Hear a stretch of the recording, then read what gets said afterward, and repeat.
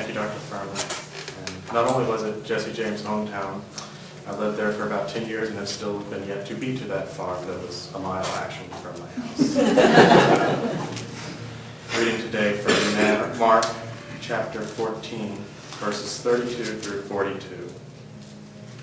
They went to a place called Gethsemane, and Jesus said to his disciples, "Sit here while I pray." He took Peter, James, and John along with him, and he began to be deeply distressed and troubled. "My soul is overwhelmed with sorrow to the point of death," he said to them. "Stay here and keep watch." Going a little further, he fell to the ground and prayed that if possible the hour might pass from him. "Abba, Father," he said, "everything is possible for you. Take this cup from me. Yet not what I will, but what you will." Then he returned to the disciples and found them sleeping. "Simon," he said to Peter, "are you asleep? Could you not keep watch for 1 hour? Watch and pray so that you will not fall into temptation. The spirit is willing, but the body is weak." Once more he went away and prayed the same thing. When he came back, he again found them sleeping because their eyes were heavy. They did not know what to say to him. Returning the third time, he said to them, "Are you still sleeping and resting? Enough, the hour has come. Look, the Son of Man is betrayed into the hands of sinners. Rise, let us go. Here comes my betrayer." This is the word of God. Amen. It was the sweetest, most mysterious looking place that anyone could imagine. Or so Mary thinks as she first steps into the secret garden in Francis Burnett's 1909 novel. As she walks these pathways that have been deserted out of grief for the previous 10 years, she encounters a world that is both beautiful and strange. As she looks at flower beds and wonders if their contents are dead or alive, she stumbles upon this world that is both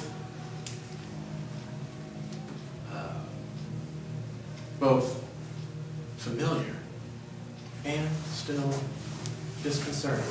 There's something about this that is both ideal and, at the same time, very out of place. As we observe Jesus walking the pathways of a very, very different garden, those same feelings of comfort and discomfort stir within our souls. And as we read Mark's account, the discomfort only seems to grow. Jesus, overwhelmed, collapses to the ground, prays with God to make it all go away because Jesus knows that God can make it all go away. Right then and there, feels as though he could die far short of any cross. Mark's account is actually too disturbing for the other Gospels. There's no place in Luke for a Messiah who collapses, completely overwhelmed. There's no place in Matthew for Jesus to appeal to God's full ability to do things entirely different. There's no place in John for Jesus to pray for the cup of suffering to pass. In fact, John turns it into a rhetorical question and emphatically answers it no. Should the cup pass? No, never. May it not be. But before we flee to those more comfortable images of a divine being gracefully accepting human punishments, let's try to hear the very human voice of Mark. There may be a word of comfort for us today, even in the midst of a most uncomfortable story. This is, in my opinion, the most human portrait of Jesus anywhere in any of the four Gospels. Yes, Jesus is weeping beside the tomb of Lazarus, but there's something about Mark's account here in Gethsemane that makes Jesus relatable in ways the lofty language and ideas of John just can only dream of. But Jesus knows here in the garden what's coming. He's been predicting it for quite some time, and he leaves the bulk of his disciples at the entrance, presumably to keep watch for coming trouble. But the hour is late, and these disciples will spend these last hours of Jesus' earthly life not alert to the needs of their Lord or to the wicked workings of men, but asleep. Jesus and might as well be completely alone. And he probably feels like he is. So these disciples are left behind. But Peter, James, and John, he takes inside the garden. These three disciples who've had the toughest time figuring out what following Jesus is all about. These are the three he decides to take in with him. James and John, he's already told, will drink the cup of suffering that he will drink. Let them see now what that even begins to look like. But Peter has promised that he will never fall away. And yet he can't be a rock of comfort to Jesus even before the soldiers show up. And so here in the garden, Jesus reverts from calling him Peter, meaning rock, to Simon. Now these three disciples get left behind as well. But Jesus can barely go any further. A few steps, not even out of earshot, before he collapses to the ground. He doesn't fall to his knees. He doesn't catch himself with his hands. He collapses prostrate. And he doesn't cast his eyes heavenward. No strength remains to lift his eyes and his head. He lies there with his face crushing the grass, crying out to God, because God, it would seem, is the only one whom Jesus has left.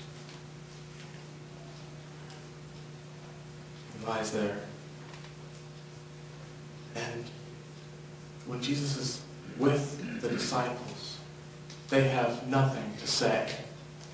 And the pastoral hearts among us probably find that a very sad commentary. But it would seem as though God has nothing to say either. And haven't we all been there?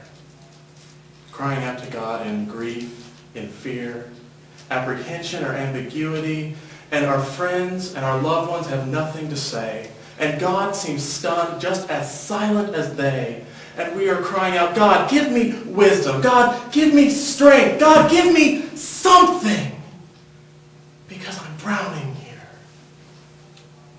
And not even a cricket dares disrupt the silence of the response. And you feel utterly alone. That is how we see Jesus here. Alone and afraid. He could boldly predict suffering when it was a ways off, but now the moment's on him. Now the way somehow seems much more treacherous. But you know he will stand. He'll go to his disciples and he'll tell them to do the same, because the hour has come to accomplish the will of God. Whereas the spirit was willing and the body weak before, now the body has been brought into alignment and things will progress as planned. So at last, we arrive at the secret that's tucked away in this garden. Despite your trials, your suffering, your discomfort with your lot in life, take heart. If you would but kneel for a moment in a garden beside an overcome Messiah, then take heart. For if you kneel there, you will see that he suffered too.